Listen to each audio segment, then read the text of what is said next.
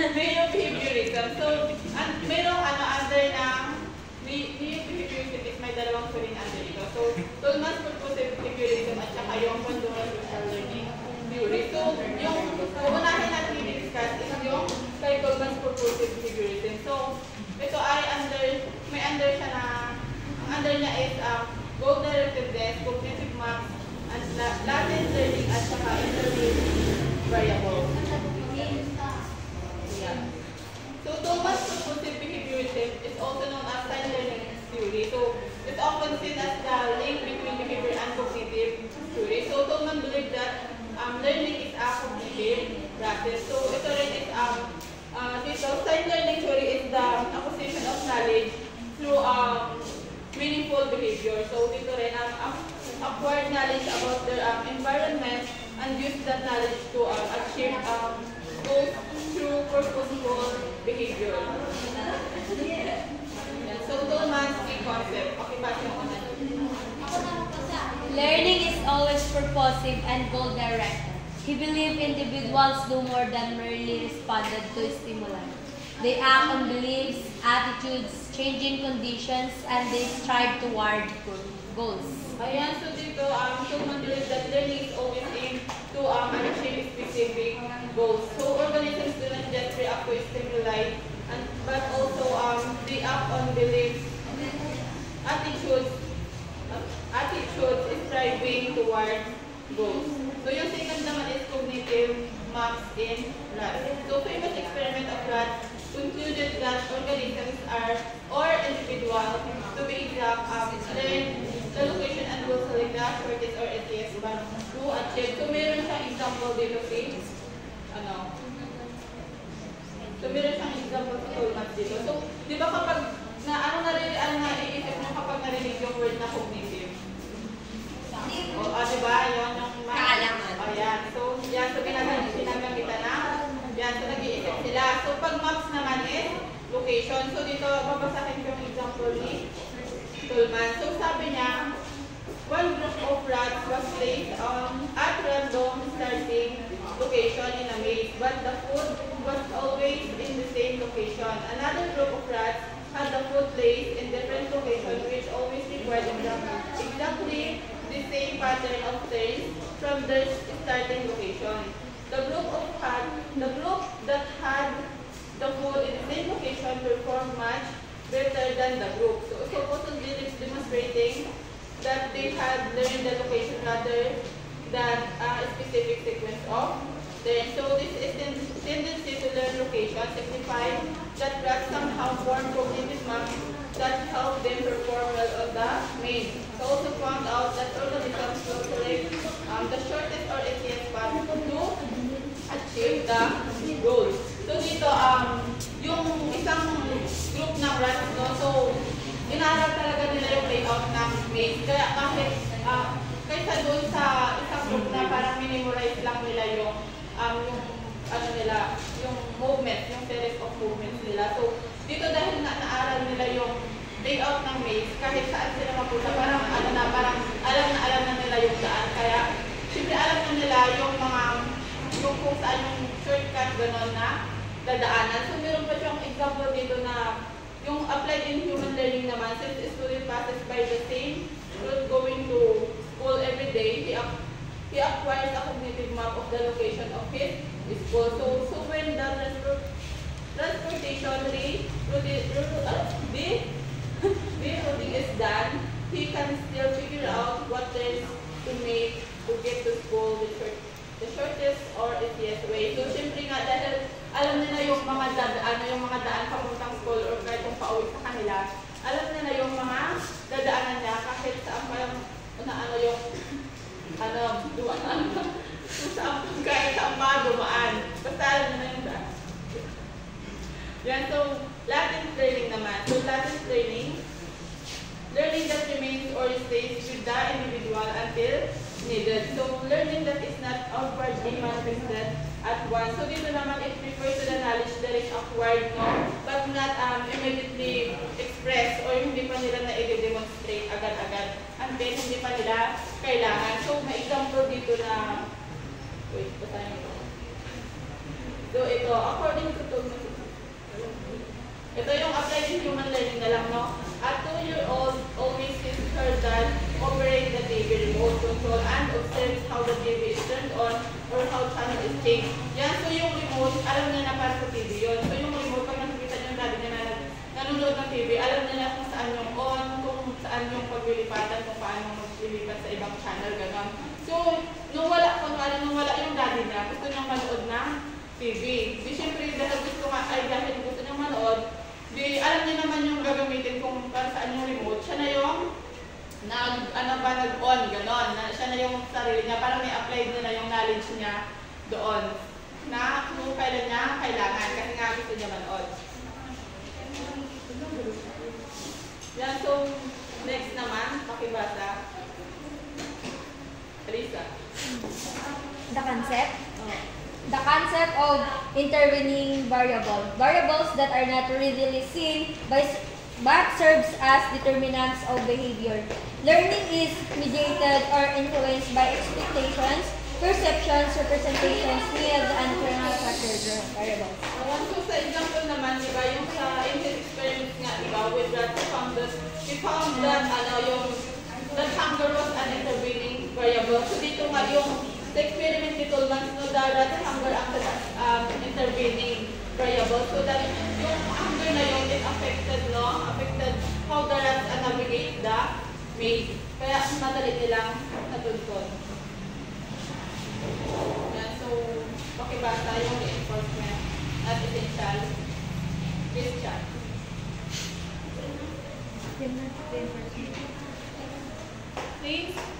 Reinforcement is not essential for learning. Also, this provides an incentive for performance. In these studies, they observed that the rat was able to acquire knowledge of the way to behave. Ayan, so, yung this means that rats are, di ba, nag-form sila ng mental representation of the maze, no? Structures without being immediate enforced, di ba? Kapag yung reinforcement, di ba, yun yung mga rewards, ganon. So, yung di ba, however, when a reward, no, kapag may, parang bigyan sila ng reward, but, was later on, the rats were, able to, parang mas madali nilang navigate yung maze. So, indicating that they had, learned the layout without the rewards. Parang sinabi ni Tolman na kaya sinabi ni Tolman na reinforcement not essential for learning. Kasi di ba yung mga rats nga, kahit hindi pa sila nabibigyan ng reward, na navigate naman nila yung maze or naaral nila yung layout ng maze. Ayan. So, next naman is yung social learning theory by Albert Bandura. So, Albert Bandura social learning, also called observational learning. So, theory that emphasizes learning through observation of others. So, among others, Albert Bandura is considered the leading proponent of this theory. So, it exposes that people learn from one another. So, through process such as observational learning, modeling, and imitation. So, this theory suggests that individuals can acquire new behaviors by observing others. Tapos, it also highlights the importance of social interactions in the learning process.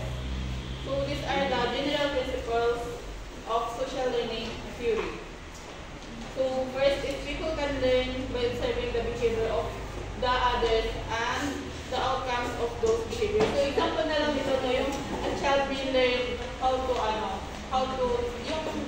tayo the shoes nga, by observing yung parents niya na nagtatay ng lace, no? Tinatay na yung lace na shoes. Yeah, so yung second naman is learning can go without a change in behavior. So dito naman, so behaviorism say that learning has to be represented by a permanent change in behavior. Then, in constant social learning theories say that because people can learn through observation alone, their learning may not necessarily be shown in their performance learning, may or not result in behavioral change. So dito naman, naman, it means that individual can learn something without necessarily demonstrating na agad-agad. So, yung parang katulad lang din siya ng Latin learning, no? So, cognitive plays a role in learning. So, dito naman,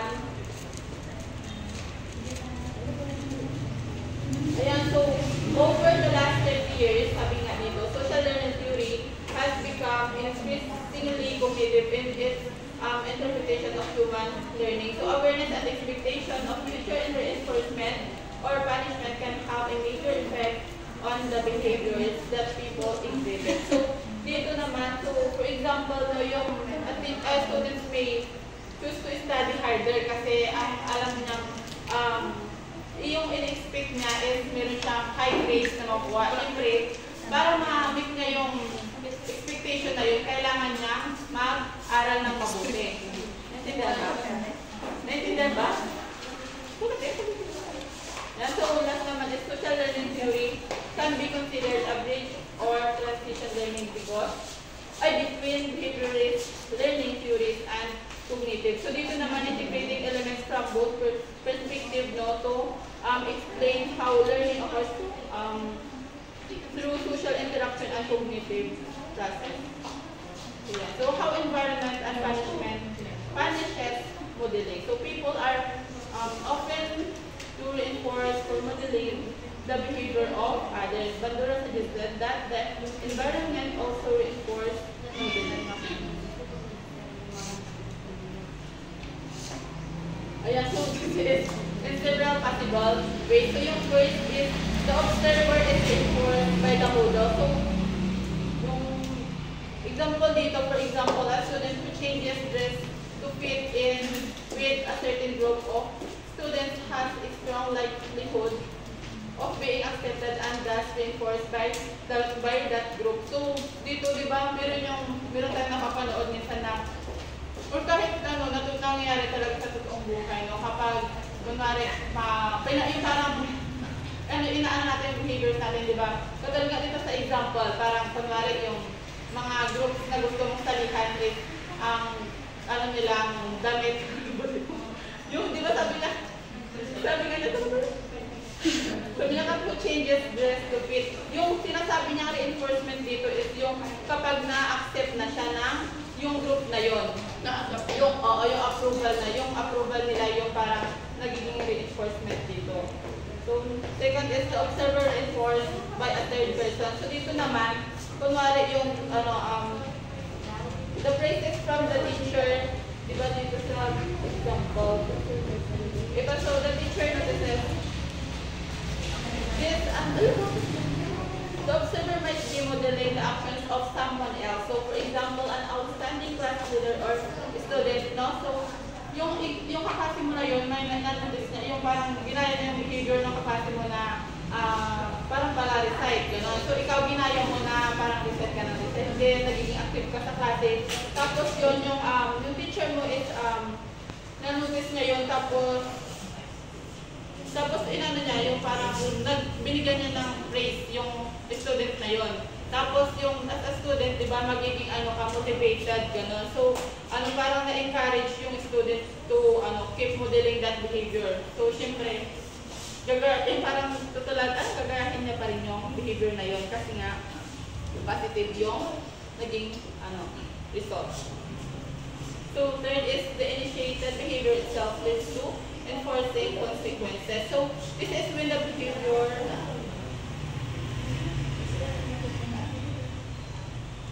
so many behavior that we learn from others produce satisfying or reinforcing results. So, for example, as students in my multimedia class and could observe how the extra work a classmate does is fun. So, this student is learn would noticing extra work and also experience enjoyment. So dito naman, this is yung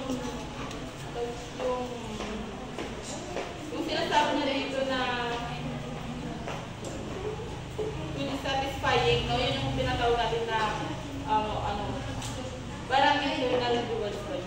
Yeah, so this is when the behavior observed is intrinsically intrinsically rewarding or leads to positive outcomes. So yung the observer might notice that certain behavior leads to satisfying satisfying result. So yun, gagayahin niya yun.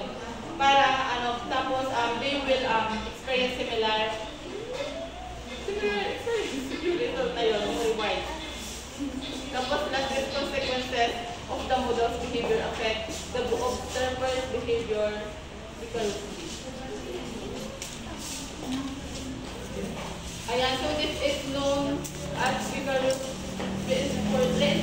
So this is where the model is reinforced for a response and then the observer shows an increase in same response. So Bandura is predicted by having students watch a film of a model hitting an inflated clown doll. So one group of children saw the model being praised for such action.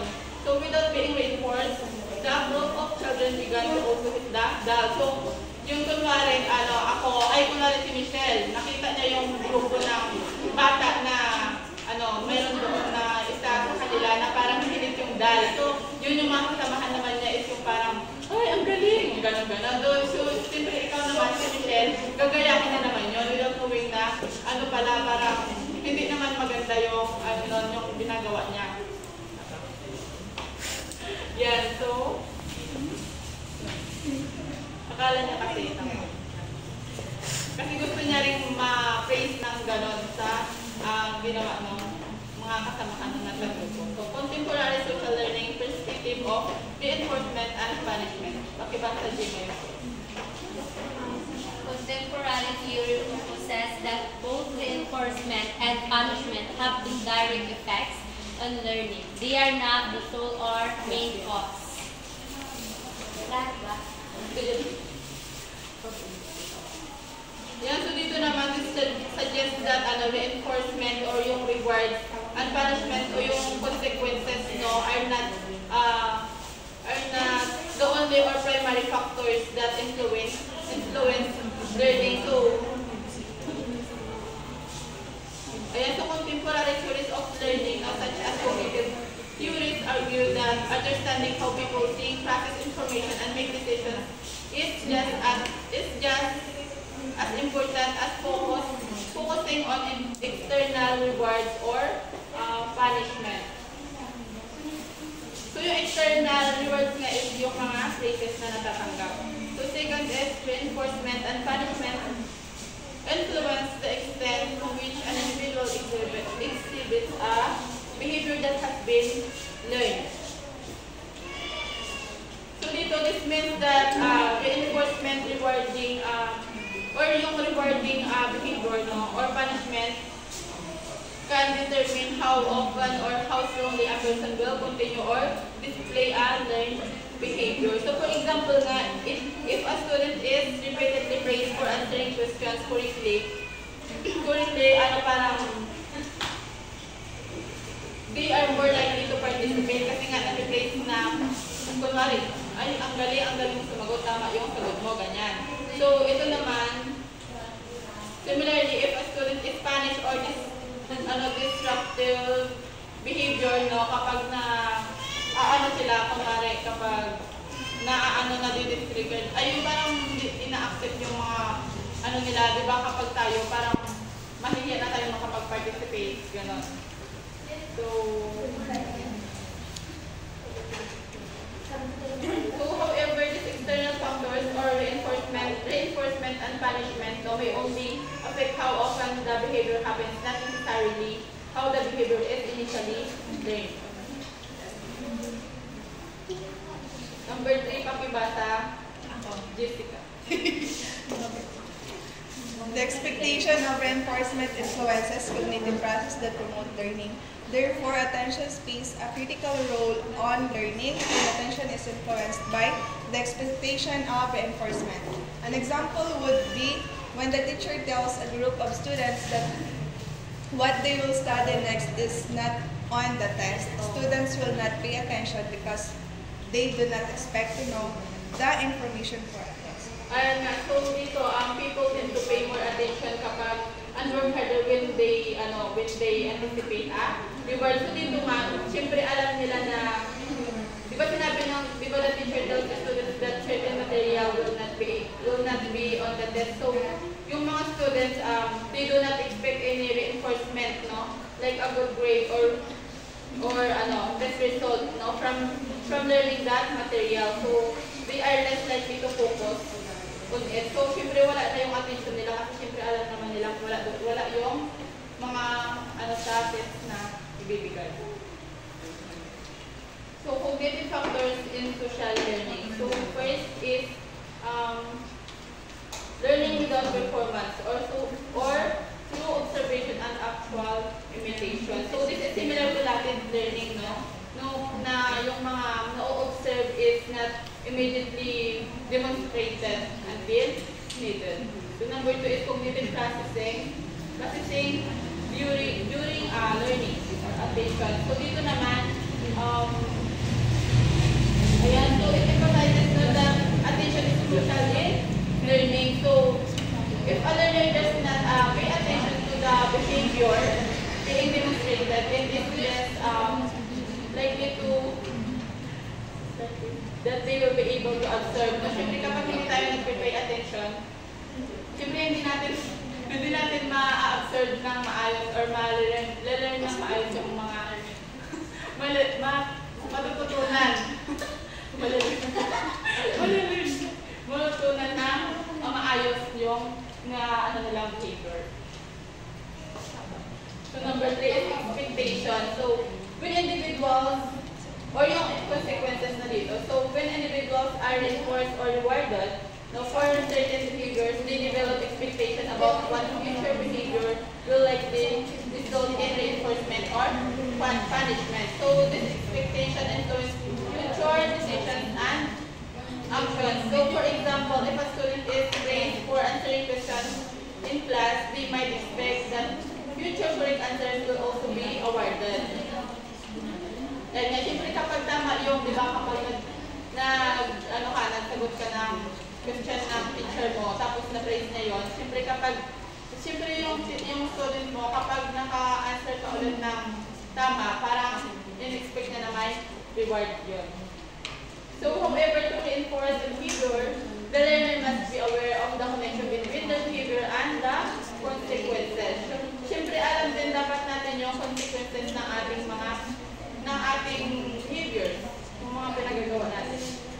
Ayan, so number 4 is reciprocal causation. So, person, behavior, and environment. So, this means that person's actions can affect their surroundings, no? And in turn, the environment can impact the individual's behavior. And ayan, so number 5 is modeling. So, there are different types of models. So, live models and symbolic models. So, yung live models is yung actual na nakikita o napapanood natin. So, ito yung actual na demonstrating behaviors ng tao.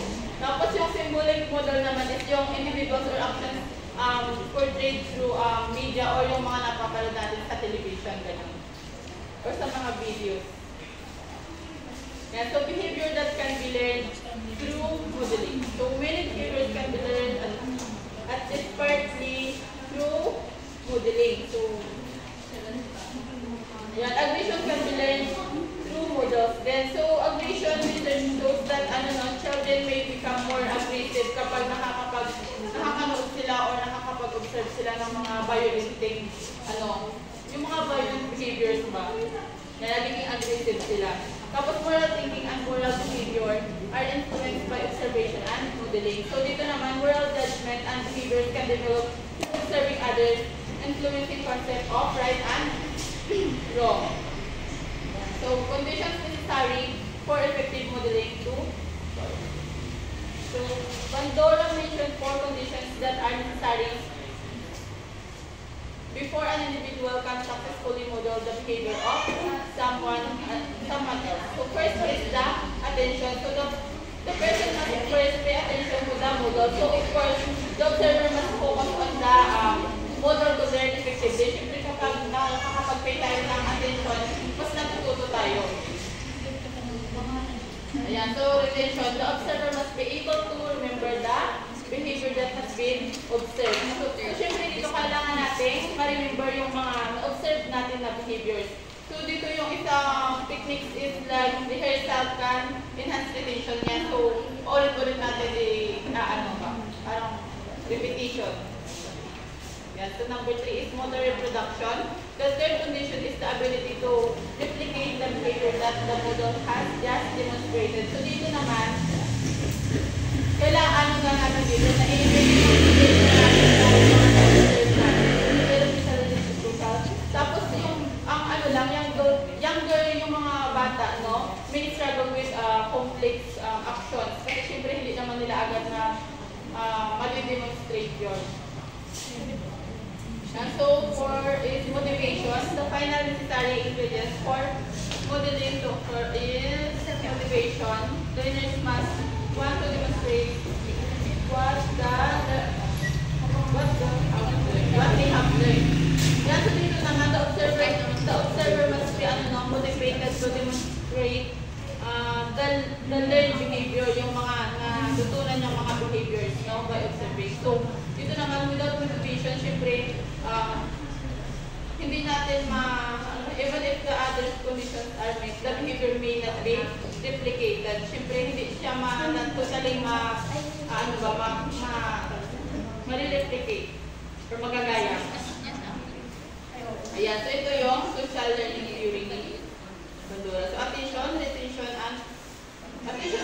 motor reproduction, and motivation. So, sa attention is stimuli, focus. Tapos sa retention naman is rehearse in code. Sa motor reproduction is practice feedback, and sa motivation is reward or reinforcement.